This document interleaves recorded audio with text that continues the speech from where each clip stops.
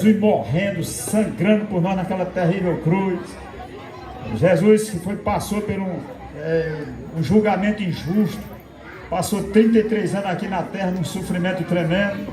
Quando a gente ouve, sabe da história do Salvador, a gente não imagina o preço que ele pagou para a redenção da nossa alma, o preço que ele pagou para que eu e você pudéssemos ser felizes, o preço que ele pagou para que um dia eu e você pudesse morar no céu. Foi muito alto o preço que o Salvador pagou. Glória a Jesus. Observe, meus irmãos, porque houve a necessidade de um Salvador. Por que é que o mundo, por que é que as pessoas precisam de um Salvador? Por que é que há necessidade de um Salvador? É porque a Bíblia diz em Romanos 3:23, porque todos pecaram e destituídos estão da glória de Deus. E porque o homem pecou, aí ele transgrediu a lei de Deus. E quando ele transgride a lei de Deus tem uma sentença para os transgressores. A Bíblia diz, lá em Ezequiel 18:4, a alma que pecar, essa morrerá. A gente pode repetir isso aí ou não? A alma que pecar, essa morrerá. Essa morrerá. Romanos 6:23 ele diz, porque o salário do pecado é a morte, mas o dom gratuito de Deus é a vida eterna por Cristo Jesus. Nós não podemos falar do Calvário, do amor de Deus, do remédio de Deus, da graça de Deus, sem antes falar na doença do homem, no estado do homem, porque senão as pessoas nunca vão valorizar o Calvário, irmão. É a mesma coisa da pessoa tá doente sem saber que está doente e você oferecer um remédio para ele, eles não precisam, eu estou bom. É a mesma coisa, o camarada está sem sede e você oferecendo água mineral para ele. Ele disse, eu não tenho sede. Você é a melhor água do mundo. Ele não tem sede, ele não quer água.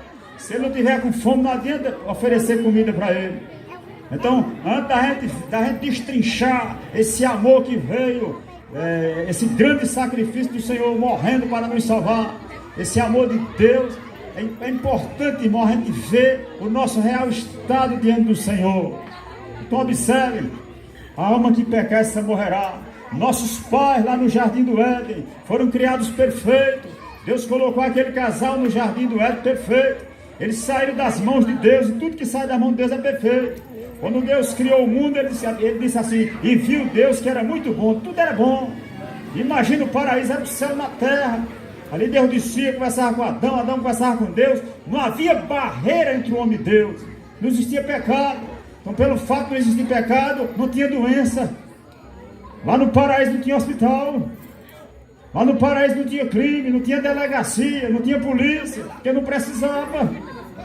Aleluia! Lá no paraíso, meus amados irmãos, não tinha cemitério, porque ninguém morria.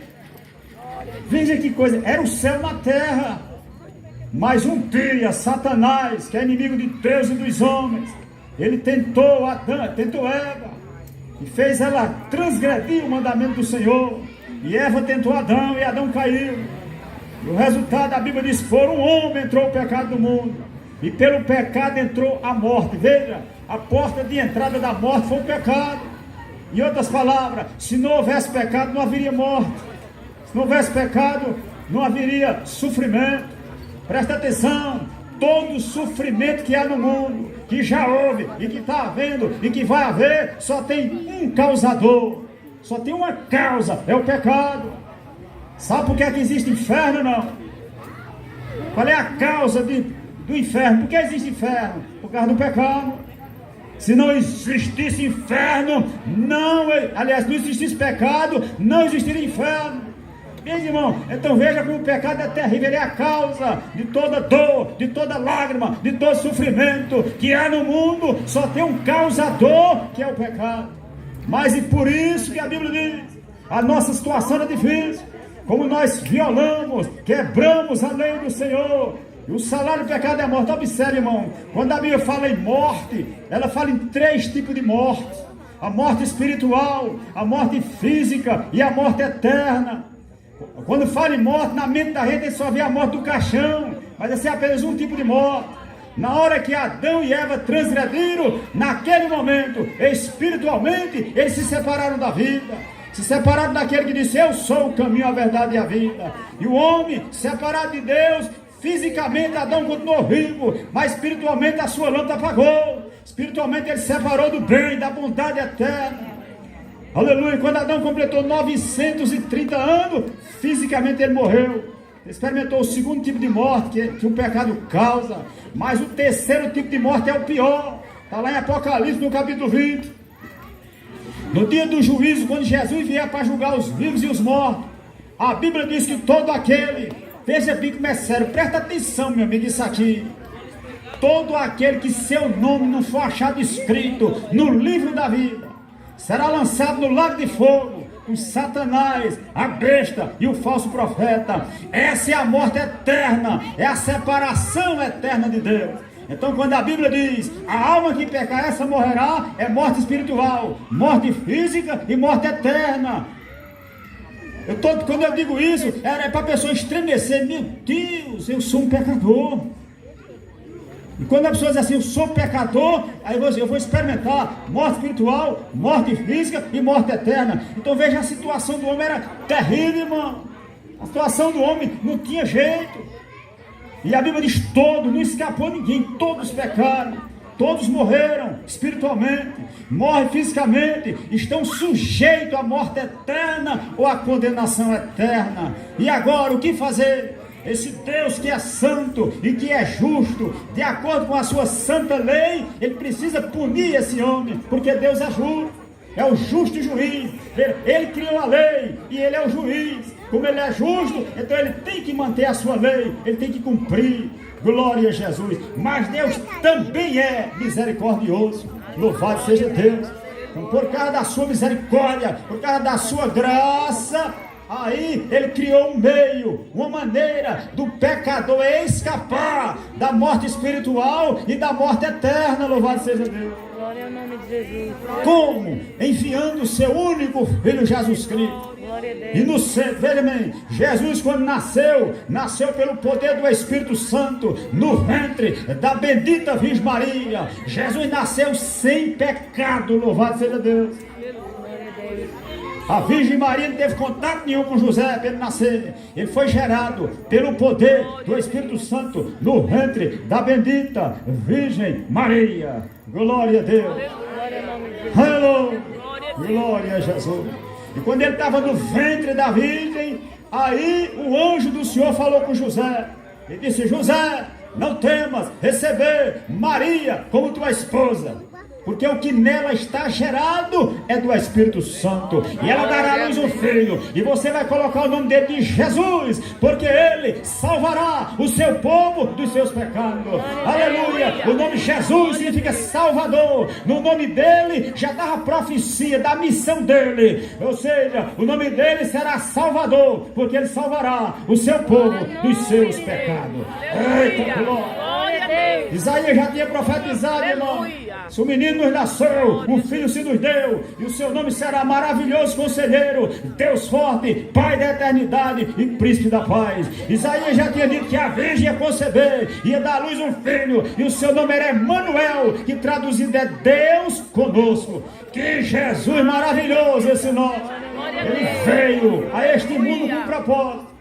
Aquela criancinha veio com um propósito, buscar e salvar o que se havia perdido. E o que foi que se perdeu? A raça humana. Todos se perderam. Em Adão, todos nós perdemos. Olha, Adão era o tronco, até no tronco desse pé de pau ali, até no tronco daquele pau, era como Adão. Todos esses galhos surgem daquele tronco ali. Nós somos galhos do mesmo tronco, Adão. Se eu voltasse aqui no tempo, meu pai, meu avô, bisavô, tataravô, eu chegaria em Adão. Qualquer um de nós, se voltasse no tempo, chegaria em Adão. Então Adão é tronco da raça humana. Quando o tronco caiu, todos nós caímos com aquele tronco também. Aleluia. Mas há 2000 anos atrás, esse Deus que amou, me amou e lhe amou, amou o mundo. Quando a Bíblia diz que Deus amou o mundo, ele está incluído eu e você, mas amou todas as pessoas de tal maneira, aí não tem expressão, de tal maneira, a grandeza do amor de Deus. Que observe, irmão, Deus com justiça poderia condenar todos nós, e ele seria justo se ele fizesse isso, porque todos nós somos o quê? Pecador. Só os pecadorzinhos. Vamos pro céu aqui, só os pecadores. Agora observe uma coisa, irmão. Quando a gente diz no plural, todos nós somos pecadores, a gente aceita com uma facilidade maior do mundo. Pensa numa coisa fácil?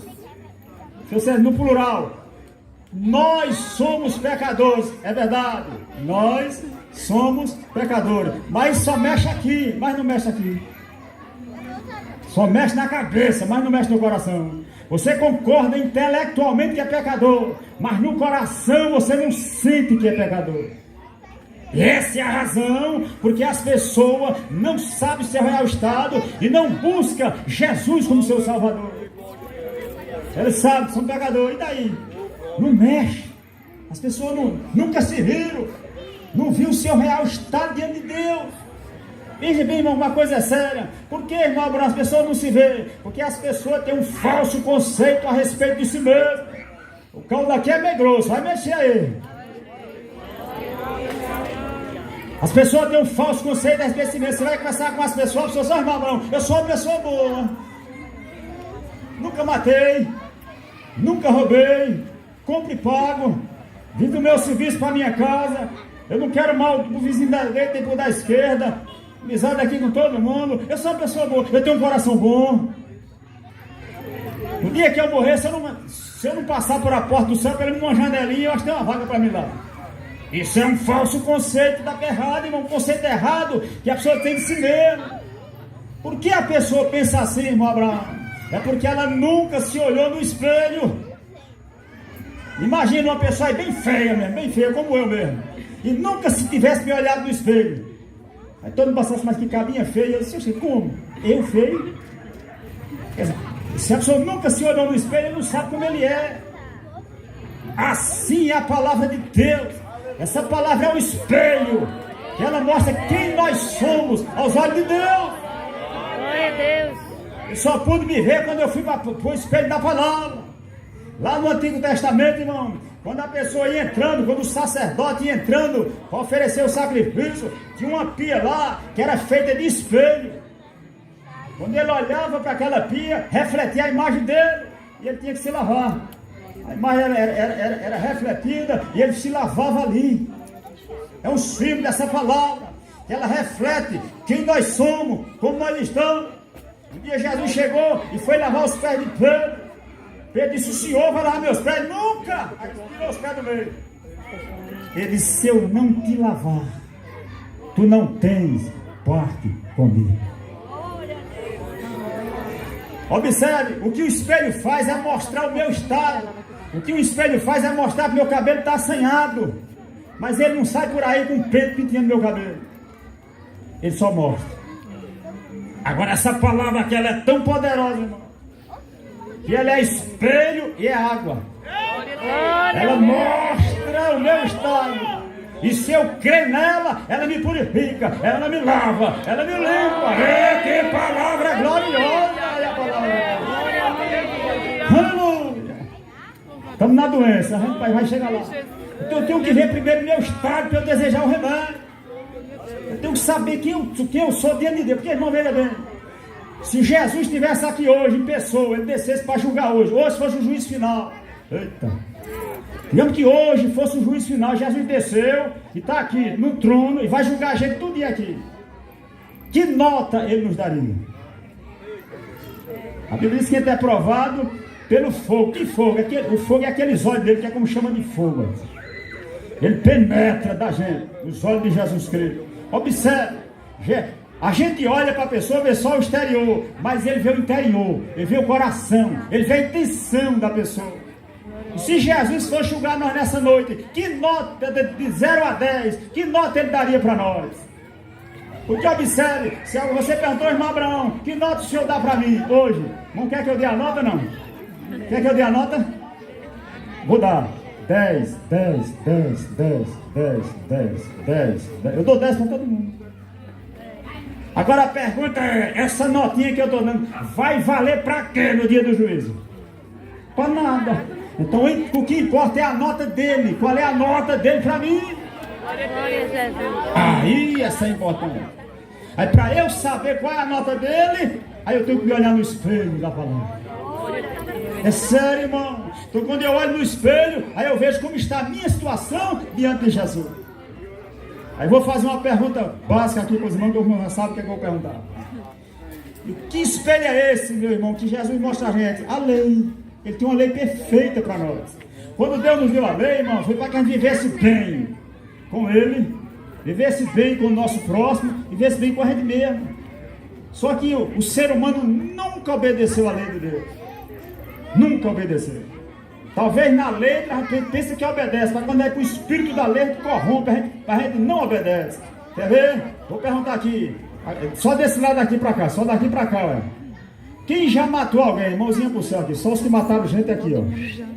Pode levantar a mão. O mandamento é: não matarás. Aqui, quem já matou alguém? Não é difícil? Aqui, só essa aqui, ó.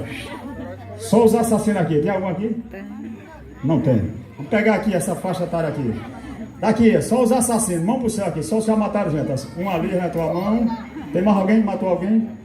Cadê os matadores? Aqui atrás tem algum? Amém? Então, se a gente morresse hoje e chegasse na presença de Jesus e ele perguntasse assim: você cumpriu o mandamento não matarás? Aí você responderia: sim, eu nunca matei ninguém. Ele dizia: ô Miguel, traz a Bíblia aí, meu filho, por favor. Abra aqui para ele aqui, 1 João, capítulo 3, versículo 15. Olha o camarada abre lá. O que está escrito lá? Aquele que aborrece seu irmão é um assassino. E aí? Eu não preciso de um 38 para matar ninguém, preciso de uma faca. Toda vez que eu mirei contra alguém sem motivo, que eu odiei alguém, que eu me intriguei contra alguém, que eu disse fulano foi um dedo que eu cortei, se der vergonha não passa na minha porta. Toda vez que eu agi assim, aos olhos de Deus eu assassinei aquela pessoa, meu irmão. Glória a Deus. E aí, quem escapa? Ninguém. Quem escapa? Ninguém. Acaba cheio, conhece o prefeito? A pessoa escanha, aí larga a lenha nele. Pá, pá, pá, pá. Quando você fez isso aos olhos de Deus, você assassinou a reputação daquela pessoa. Quem escapa? Agora mesmo nessa disputa entre Lula e Bolsonaro, misericórdia. Imagine, quem Bolsonaro acaba pá, quem Lula, outro pá, pá, pá. Quando você fez isso aos olhos de Deus, você assassinou a reputação daquela pessoa. É sério, irmão. Mas vamos lá. Vou fechar o funil, porque ninguém escapa. Jesus foi gerado, eu já disse, pelo poder do Espírito no ventre da Virgem. Cresceu e nunca pecou. Ele podia voltar para o céu sem passar pela morte. A morte não tinha poder sobre ele, porque ele é a vida. Glória a Deus. Ele disse: a minha vida ninguém tira, eu dou. Tem um poder para dá-la e tem um poder para tornar a tomada. E ele provou isso. Ele, onde ele chegava a morte, corria. A pergunta é: se a morte não tinha poder sobre Jesus, se era Jesus que tinha poder sobre a morte, quem assassinou o Filho de Deus? Quem matou Jesus Cristo? E a resposta está em Isaías, capítulo 53, versículo 5. Ele foi ferido pelas nossas transgressões. Ou seja, foi o nosso pecado que assassinou o Filho de Deus, irmão. Foi nosso pecado que colocou aquela coroa de espinho na cabeça de Jesus. Foi nosso pecado que transpassou aquelas mãos lindas que só fizeram bem. Foi nosso pecado que cravaram os pés de Jesus Cristo. Por quê? Porque se nós, raça humana, nunca tivéssemos pecado, Jesus nunca precisaria ter descido do céu para morrer naquela terrível cruz. Então, diante de Deus, todos os homens são assassinos, porque são pecadores. E os nossos pecados assassinaram o Filho de Deus. E a Bíblia diz: os assassinos não herdarão o reino de Deus. Então, eu não preciso violar todos os mandamentos para ser condenado. Eu só preciso violar um. Aleluia. E se a gente tivesse tempo, eu podia provar que todos nós, sem exceção, violamos todos os mandamentos. Não tem um que a gente guarda o espírito dele. Mas eu não vou fazer isso cada hora. Observe, irmão. Então, você para assim e diz: você, nesse momento, você não olha para a esquerda nem para a direita. Você olha para você e vê um cemitério dentro de você, de tantas pessoas que assassinou. Você diz: meu Deus, como eu sou pecador. Ai, Jesus. Aí, como salmista, você diz: os meus pecados é mais do que os cabelos da minha cabeça. E quando você toma consciência disso, aí você grita como carcereiro: e o que é que eu faço para me salvar? O que é que eu faço para meus pecados ser perdoados? O que é que eu faço para já pagar um pecado meu? Ó, irmão, eu tenho uma casa ali. Se você dissesse: ó, Jesus, eu vou dar essa casinha minha para o senhor, viu? O senhor tirar um pecado. Ele: sim, meu filho, essa casinha é minha. Então eu vou dar o carrinho, se o carro é meu também. Eu vou dar um jumento, o jumento é meu. Então eu não tenho nada para dar a Deus para ele tirar um pecado, que tudo é dele, até eu sou dele. Glória a Deus. Então, como nós não tínhamos nem temos condição de pagar a nossa dívida diante de Deus, Deus amou o mundo de tal maneira. Aleluia. Aleluia. Aí eu neguei o grande amor de Deus. Aleluia. Ele nos olhou endividado, atolado e sem condição de pagar. De acordo com a justiça divina, nós não tínhamos condição de pagar. Violamos o mandamento. E Deus com justiça podia nos condenar, mas o amor falou mais alto, a misericórdia falou mais alto, a graça falou mais alto, e Ele mandou o seu único filho. Louvado seja Deus. Quando Jesus com 30 anos aparece a João Batista para ser batizado, João diz: eis o Cordeiro de Deus que tira o pecado do mundo. Aleluia. Aleluia. Mas o cordeiro vivo não podia tirar o pecado. Aleluia. Porque a Bíblia diz: sem derramamento de sangue não há perdão, sem derramamento de sangue não há remissão. Para que aquele cordeiro de Deus tirasse o pecado, ele teria que morrer, o sangue teria que ser derramado. E por isso que ele se entregou por mim e por você. Ele me amou e se entregou por mim. Ele lhe amou e se entregou por você. Quando Jesus estava ali, espetado na cruz do Calvário entre o céu e a terra, aleluia, ali estava sendo ferido pelas nossas transgressões, moído pelas nossas iniquidades. O castigo que nos traz a paz estava sobre ele estava sendo castigado no nosso lugar. Era o justo morrendo pelos injustos, o santo morrendo pelos pecadores, para nos levar a Deus. Ali ele estava pagando uma dívida que não era dele, irmão. Mas o amor veio para isso. E quando ele termina, ele diz: está consumado. E ali ele entrega o Espírito, ele se rende. Porque se ele não se rendesse, a morte não podia pegá-lo. Ele se entrega. Passa 3 dias sepultado. Mas ao terceiro dia, aleluia, Jesus ressuscitou dos mortos. Ele disse a João: eu fui morto, mas estou vivo. E vivo para todo sempre. E tem a chave do inferno e da morte. Está com Jesus, a chave. Ele tem todo o poder, toda a autoridade no céu e na terra. A nossa felicidade é porque Jesus de Nazaré ressuscitou. Está vivo. Quando ele ressuscitou, chegou, o túmulo lá está vazio. Não está lá o túmulo de Jerusalém. Você foi no túmulo de Buda, está o resto mortais dele lá. Maomé, está os seus restos mortais. Padre Cícero, está os seus restos mortais. Mas vai lá no túmulo de Jesus, está aqui. Ele não está aqui. Ele ressuscitou. Aleluia. Glória a Jesus. Foi lá falar com os apóstolos. E disse: agora ide por todo mundo e prega o evangelho a toda criatura. Quem crê e for batizado será salvo. E quem não crê será condenado. Tu observe, irmão, esse é o amor de Deus. Esse amor que muda, é o amor que salva, o amor que transforma. Agora veja o preço que ele pagou. Glória a Jesus. Mas aí, esse amor é para todo mundo. Ele não faz acepção de pessoa. Esse amor alcança uma pessoa como Zaqueu, um publicano, enganador, roubava o povo, alcança Zaqueu. Alcança uma Maria Madalena, via na prostituição, alcança ela. Alcança um Saulo de Tarso, que perseguia a igreja, que perseguia os cristãos. Mas esse amor também alcança o Nicodemos, um fariseu. Ele alcança todo mundo, ele não faz acepção de pessoa. E ele quer alcançá-lo nesta noite. Jesus lhe ama, ele quer alcançá-lo, ele quer salvá-lo, libertá-lo, transformá-lo. Aonde Jesus ia, o amor de Deus ia com ele. Ele chega num gadareno, o homem está possesso, com cerca de 2.000 demônios nele. Botava a roupa nele, ele rasgava. Botava a corrente, ele quebrava. Prendia, ele quebrava. Ninguém domava aquele homem. Mas quando o meio do Nazareno chega ali, ele se prostra, ele se rende. E aquele homem é liberto, louvado seja Deus, transformado. Porque é o amor em operação, é o amor em ação, é o amor libertando, louvado seja Deus. Quando ele está pendurado na cruz, tem um assaltante, um ladrão, pendurado de um lado e outro pendurado do outro. Aí um bandido daquele disse: se tu és o filho de Deus, salva-te a ti e a nós também. Ele ficou calado.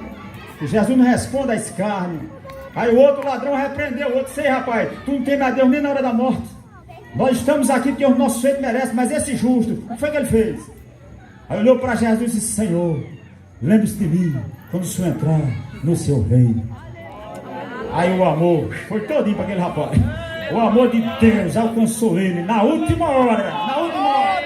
Hoje mesmo estarás comigo no paraíso. Ele, na última hora, o amor de Deus alcançou aquele rapaz. E o amor alcança aqui e muda o destino da pessoa.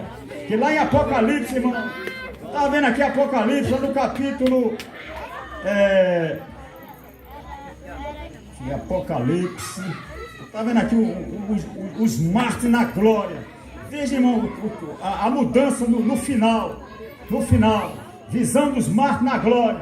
Diz aqui o apóstolo: depois dessas coisas olhei, e eis aqui uma multidão a qual ninguém podia contar, de todas as nações e tribos e povos e línguas, que estavam diante do trono e perante o Cordeiro, trajando vestes brancas e com palmas nas suas mãos. Veja, essa multidão aqui na terra foi alcançada pelo perdão, pela graça, por Jesus, pelo amor de Deus. E aqui está mostrando que o futuro dela foi mudado.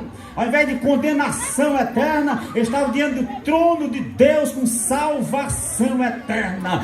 Deus quer mudar o percurso da sua vida nesta noite, no presente e no futuro. Ele marcou esse encontro nesta noite com você. Louvado seja Deus.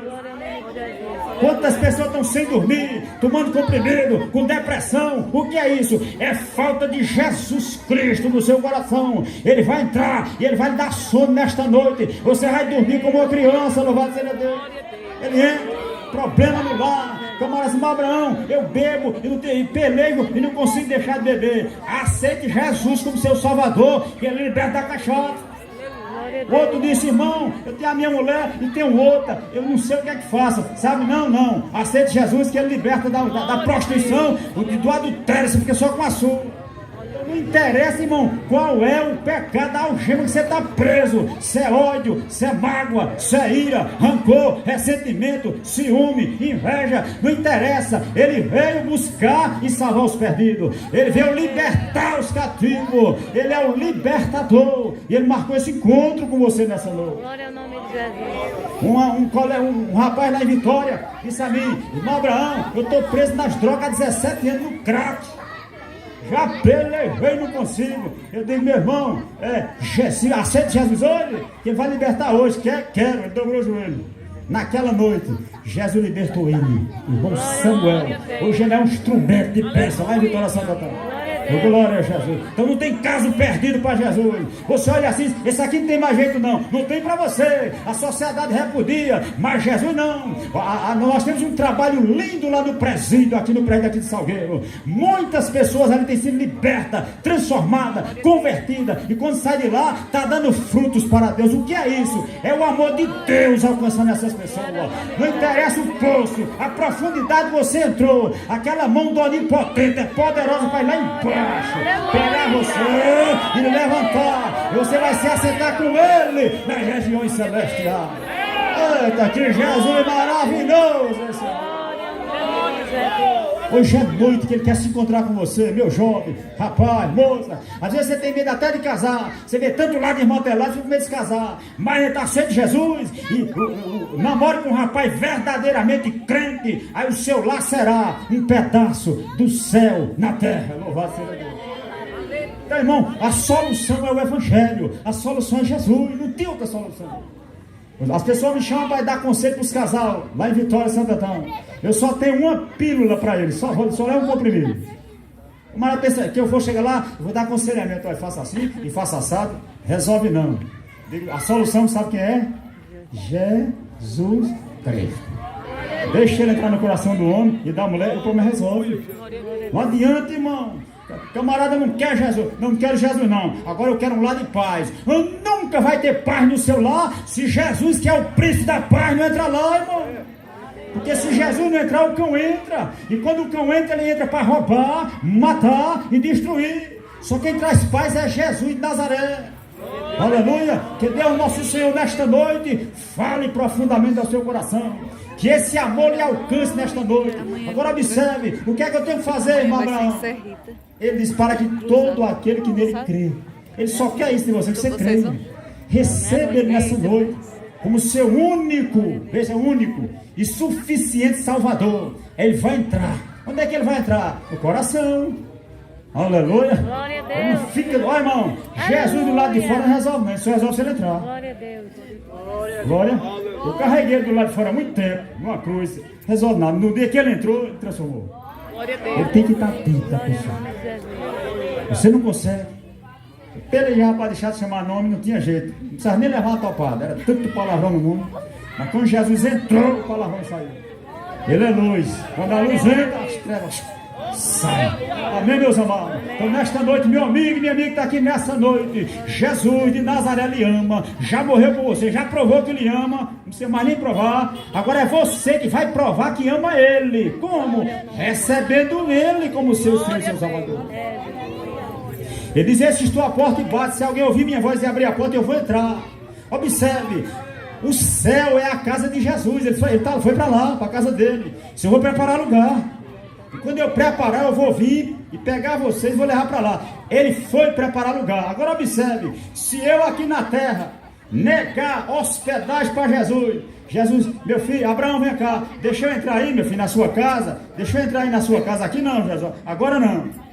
Aí a gente diz, deixa Jesus do lado de fora. Aí entra o medo, entra a ira, entra tudo que não presta. O cão entra e traz a ninhada dele e a gente vai deixando entrar. Jesus entra hoje não, está ocupado, o coração está ocupado.